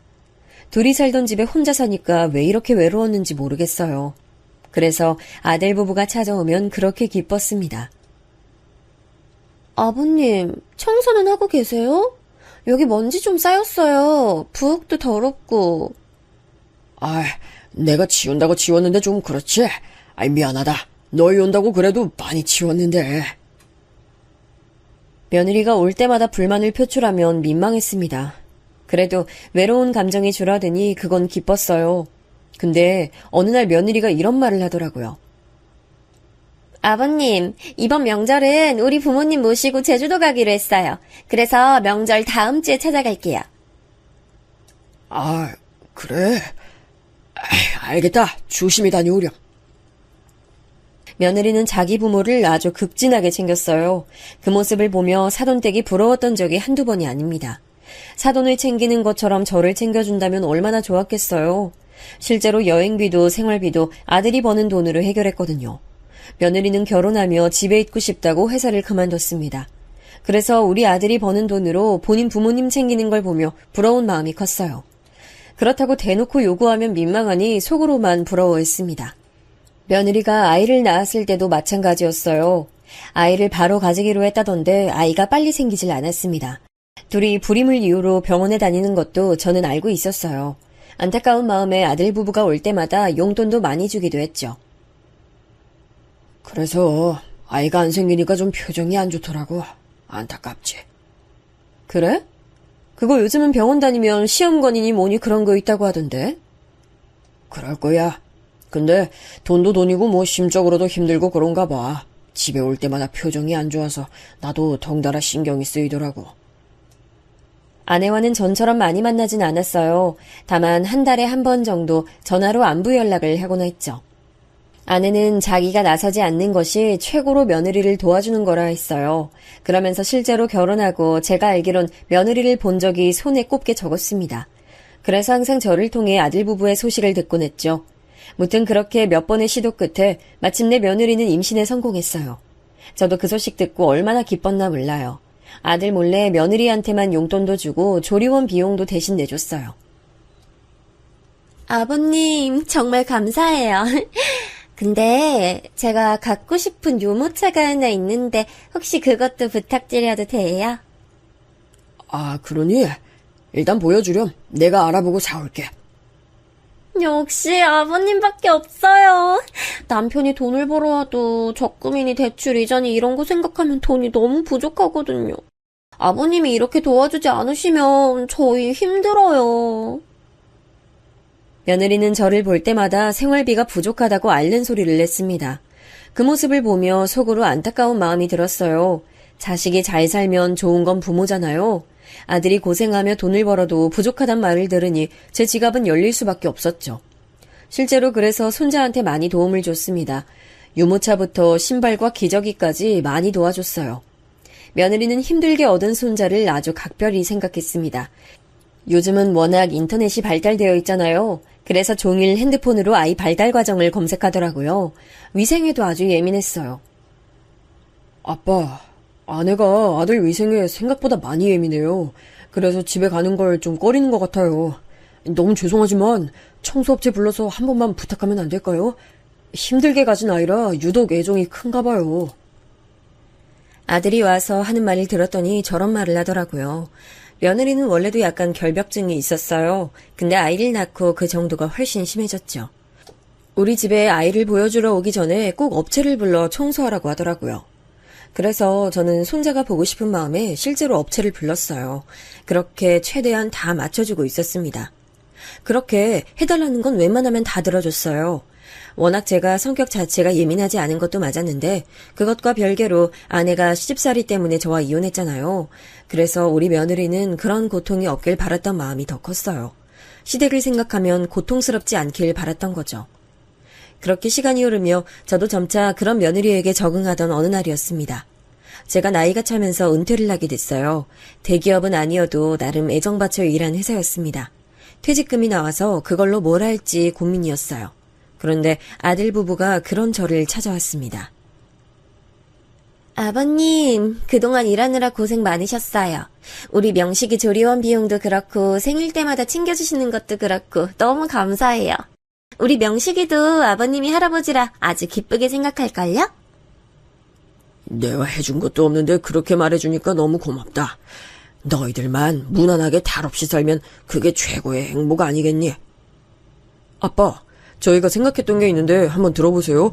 퇴직금 받으신 거랑 이 집 매매로 팔면 떨어지는 돈 있잖아요. 그걸 우리 집하고 합치는 거 어떠세요? 아버지 우리가 모시려고 해요. 뭐? 나랑 같이 산다고? 갑자기 그게 무슨 말이야? 아버님 혹시 싫으신 건 아니죠? 그냥 저희가 평소에 워낙 못해드린 게 죄송해서요. 이제 아버님 모시면서 같이 아이도 키우고 행복하게 살고 싶어요. 그래서 이번이 기회라고 생각했어요. 이 말을 듣고 저는 사실 속으로 기뻤어요. 제가 안 그래도 외로움을 많이 탄다고 했잖아요. 아들이 결혼하고 혼자 살기 시작하며 외로웠는데 잘 됐다 싶었죠. 또 제가 손자를 많이 좋아했어요. 아들과 똑 닮은 이목구비도 너무 예뻤고 적적한 인생에 큰 활력소가 되어주었죠. 그런데 아들 부부가 나서서 같이 살자고 하니 당연히 기쁠 수밖에 없었습니다. 나랑 같이 살자고 먼저 말해줘서 너무 고맙다. 난 전혀 기대를 안 하고 있었어. 당연한 거죠. 그리고 아버님도 아시잖아요. 남편이 워낙 바쁘고 출장이 많아요. 저 혼자 아이 키우는 게 부담스럽기도 해요. 그래. 그건 전혀 걱정하지 마. 내가 도울 수 있는 건 다 도울 테니 고맙다. 그래서 저는 전 재산을 처분했습니다.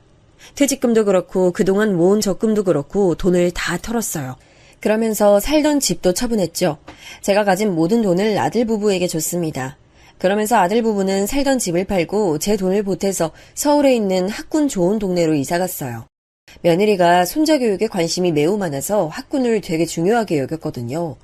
이사간 아파트에서 저와 같이 살게 됐는데 처음엔 마냥 좋았습니다. 회사도 은퇴하니 제가 더 외로울 거라 생각이 들어서 한동안 우울했었거든요.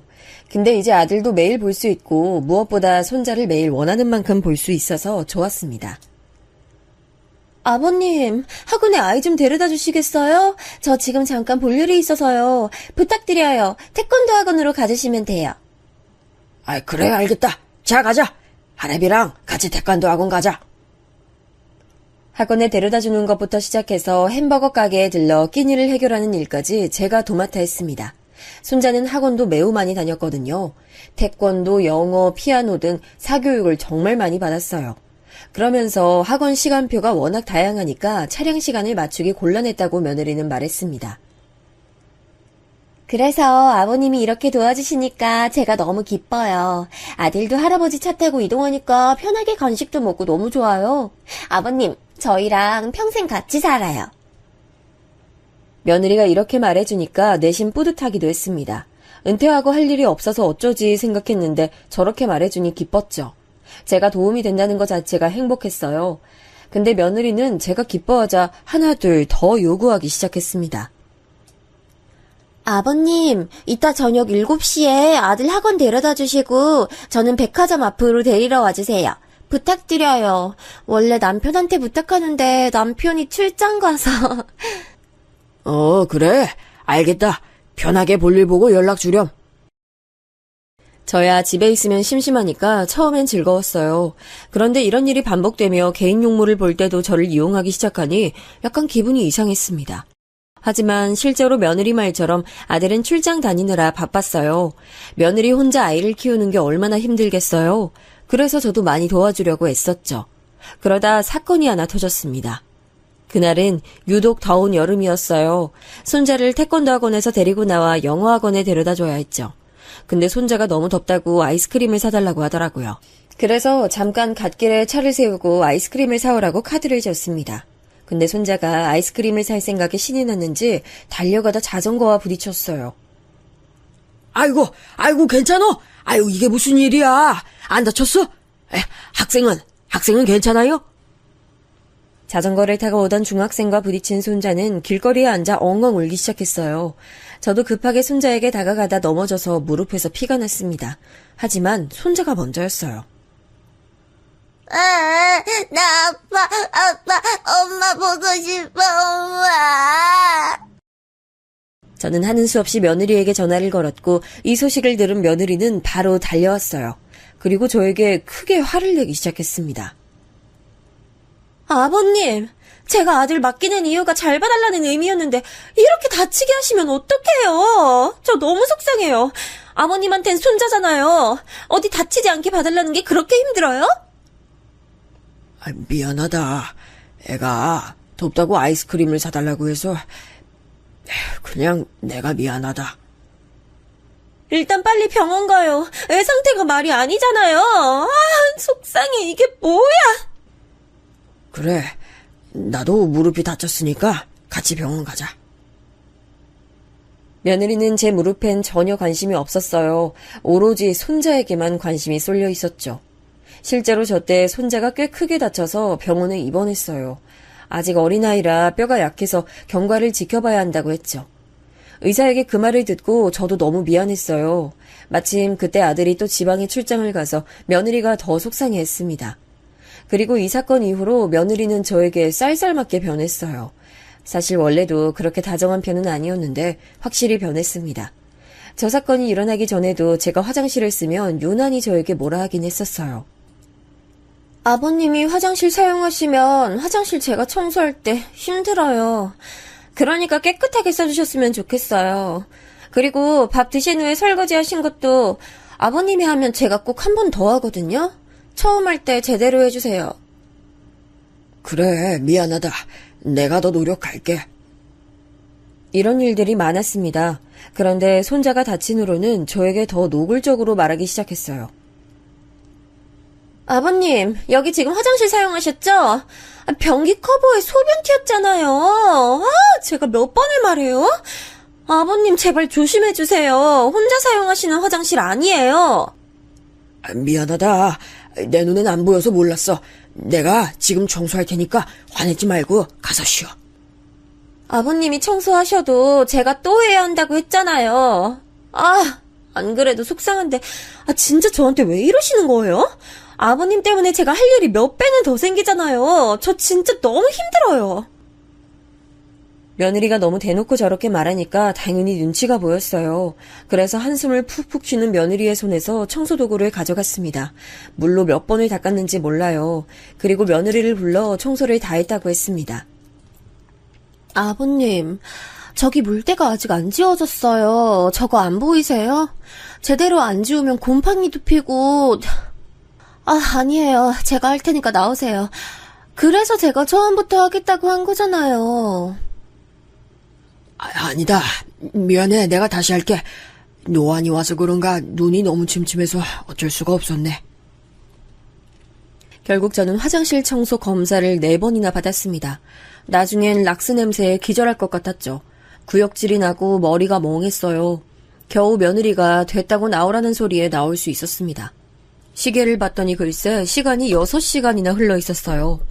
그날 처음으로 같이 산 이후로 한숨이 나왔습니다. 저녁 시간이 훌쩍 지나 배가 고팠는데 뭘 먹고 싶지도 않았어요. 심지어 며느리는 저에게 저녁을 먹으라는 소리도 하지 않았죠. 출장 간 아들이 유독 보고 싶던 날이었습니다. 이 뒤로 며느리는 조금씩 태도가 더 노골적으로 바뀌었어요. 손자가 다친 이후에 더 심해졌는데 사실 며느리는 예전부터 그런 모습이 보이긴 했습니다. 제가 애써 아니라고 생각하려고 했던 거지 같이 사는 것을 좋아하는 눈치는 아니었거든요. 아까 말했듯 결벽증이 있었어요. 아버님은 수저 은색으로 되어 있는 거 쓰시면 돼요. 그리고 수건은 남색이 아버님 수건이에요. 아셨죠? 이렇게 처음부터 말하긴 했거든요. 손자가 다친 후로는 말이 조금 더 세게 변했을 뿐이었죠. 아버님, 제가 이 반찬통은 손자가 먹는 과일통이니까 건들지 말아달라고 했잖아요. 계속 말했던 건데 아버님이 드시면 우리 아들은 뭐 먹어요? 이제 손자 과일까지 드시려고요? 미안하다. 내가 너무 배가 고파서 그랬어. 이런 며느리는 아들이 집에 오면 태도가 돌변했습니다. 처음엔 같은 사람이 맞나 싶었어요.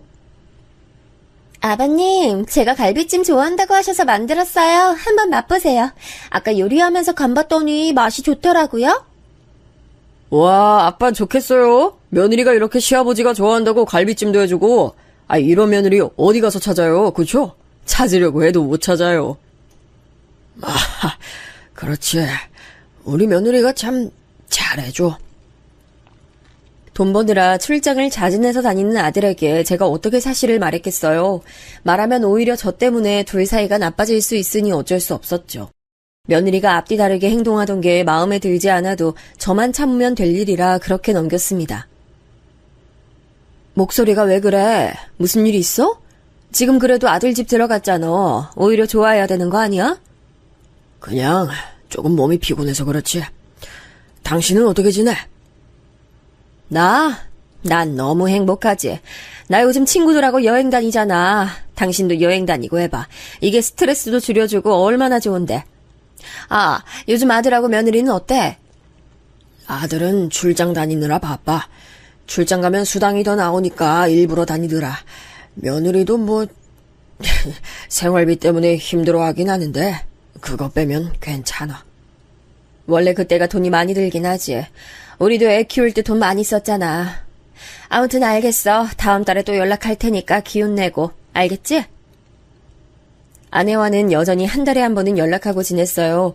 시간이 맞으면 얼굴이라도 볼 텐데 아내는 워낙 자기 삶을 열심히 사는 사람이라 자주 볼 수 없었습니다. 그런데 어느 날 또 하나의 사건이 터졌어요. 며느리가 그날은 손자를 제게 맡기고 친구를 만나고 온다고 하더라고요. 마음 놓고 다녀오라고 했는데 손자가 갑자기 닭볶음탕을 먹고 싶다고 했어요. 할아버지, 나 닭볶음탕 먹고 싶어. 이거 말고, 이거 유부초밥 말고 닭볶음탕 먹고 싶어. 손자의 말에 저는 하는 수 없이 장을 보러 갔어요. 손자 손을 잡고 다치지 않게 조심히 다녀왔죠. 거기까진 문제가 없었어요. 제가 요리를 잘하는 편은 아니거든요. 그래서 아내에게 전화를 걸었는데 아내가 받지 않았습니다.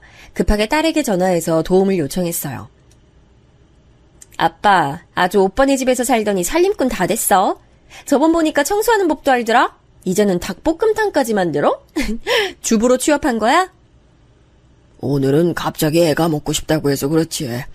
이번 기회에 배워서 나중에 너네 집 가면 해줄게. 웃겨. 진짜? 알겠어. 일단 내가 쭉 부를 테니까 받아 적어. 딸의 도움으로 겨우 요리를 완성하고 조리기만 하면 되는 단계였어요. 기다리는 동안 손자에게 이제 몇 분 후 완성되니 화장실에 가서 손을 닦고 오라고 했죠. 할아버지! 에이, 나 넘어졌어! 아파! 어떡해! 손자가 손을 닦다 화장실에서 넘어진 거예요. 너무 놀라 달려갔더니 바닥이 미끌거렸는지 넘어져서 무릎이 까져 있었어요. 그런 손자를 달래고 나왔습니다. 겨우 달래서 소파에서 연고를 바르고 있었는데 며느리가 집에 들어왔어요. 아니, 이게 무슨 냄새야?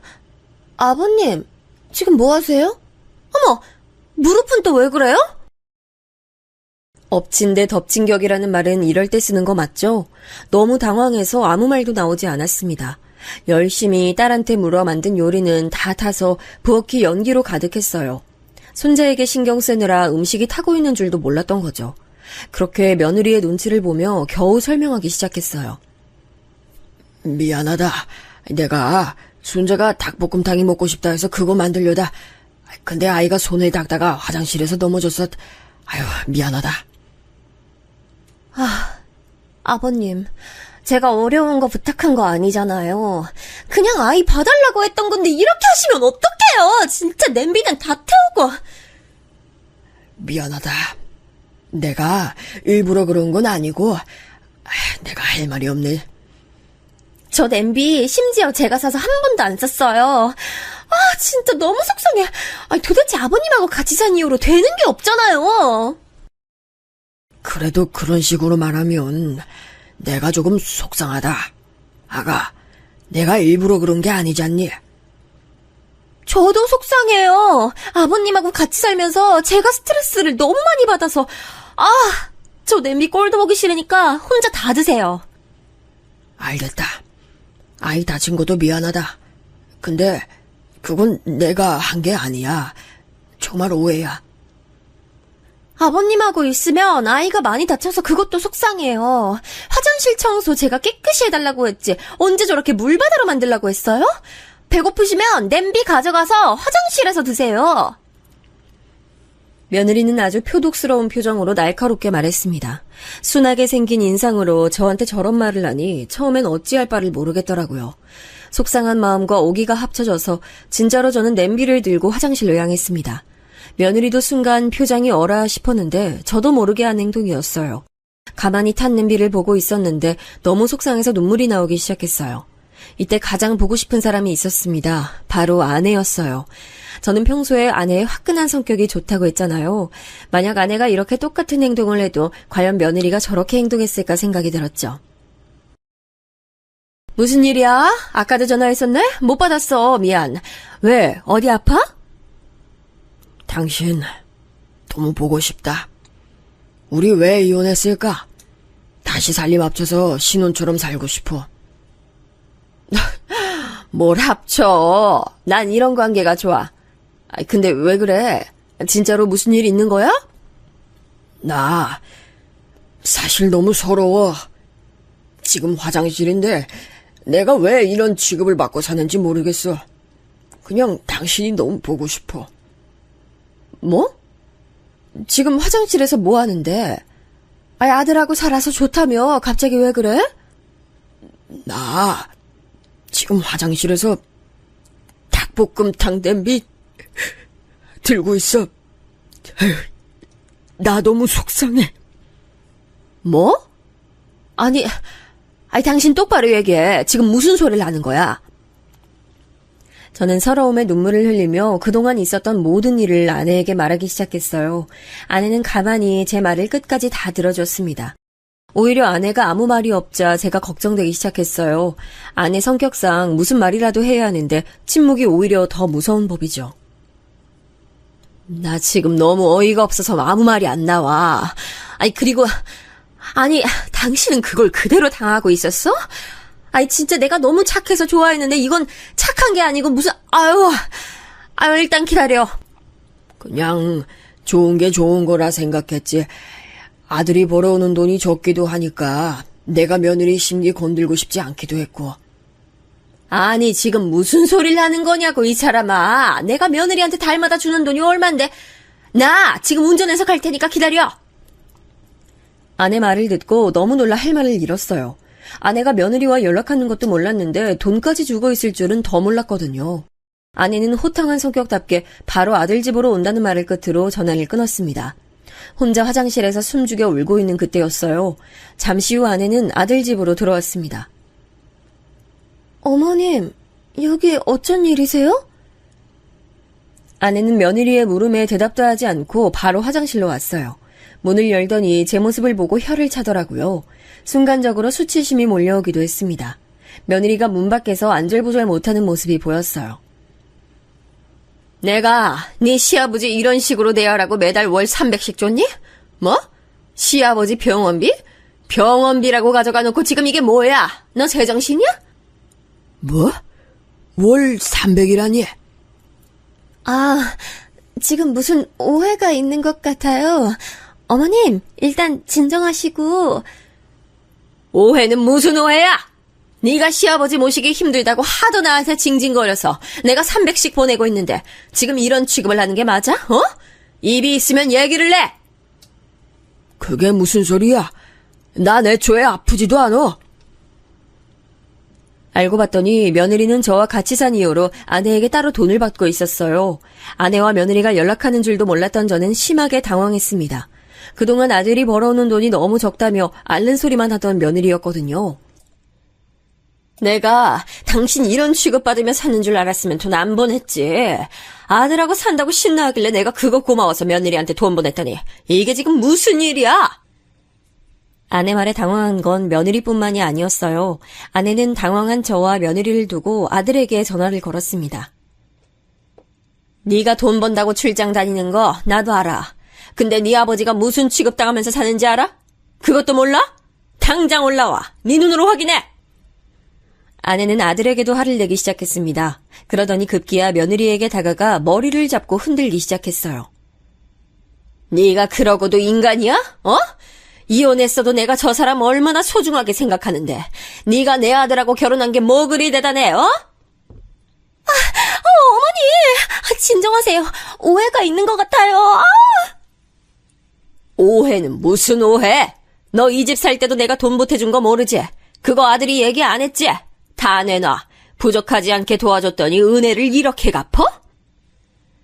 이것도 저는 처음 듣는 얘기였어요. 아들이 분명 저에게 은행에서 도움을 받았다고 했잖아요. 나중에 안 사실인데 은행이 아니고 정확히 말하면 아내의 통장에서 도움을 받은 거였습니다.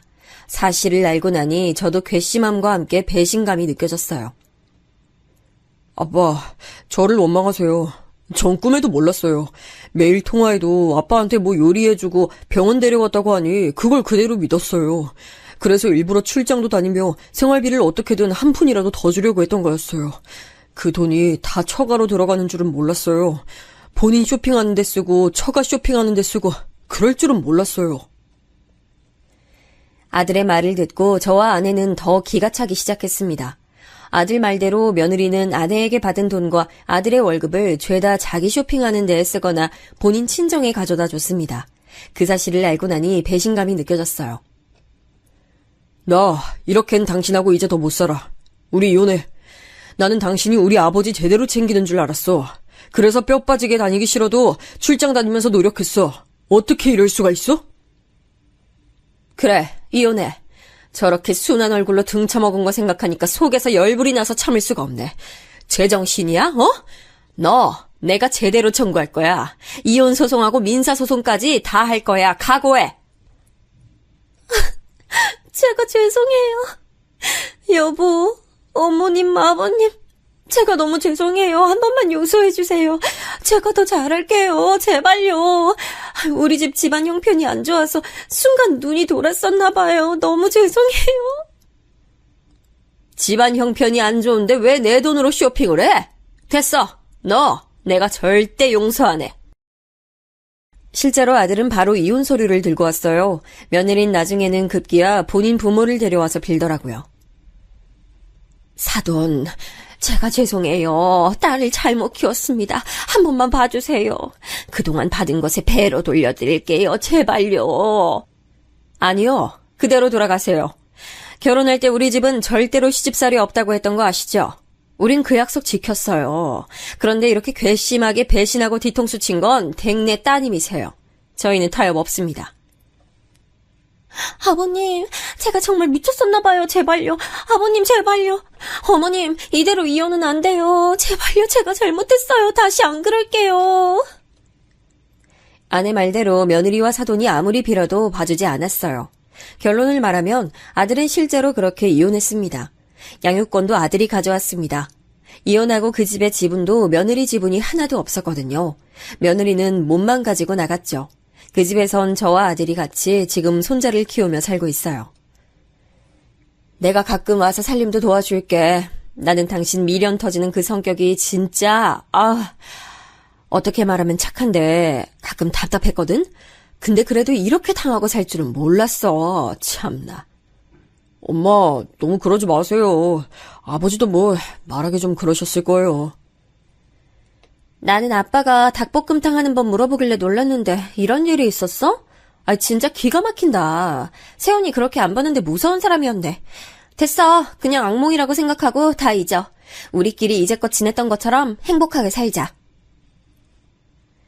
딸의 말대로 저희는 지금 우리 가족끼리 교류하며 행복하게 살고 있습니다. 아내와 제가 재혼했는지 궁금하시죠? 재혼은 하지 않았어요. 아내는 자유로운 본인의 삶을 존중받길 원하는 사람이거든요. 혼자 은행 다니며 재테크하며 사는 게 본인 낙이라고 하더라고요. 그래서 서로의 삶을 존중하며 잘 살고 있습니다. 여기까지가 제게 일어났던 사건이에요. 쭉 쓰면서 다시 한번 아내에게 고마움을 느껴요. 어릴 때 만나서 도움만 받으며 살았는데 앞으로는 제가 갚아나가야 할 것 같아요. 제 사연 들어주신 여러분도 정말 감사합니다. 이번 일로 저도 성격 고치려고 노력해보려고요. 그럼 모두 행복하세요.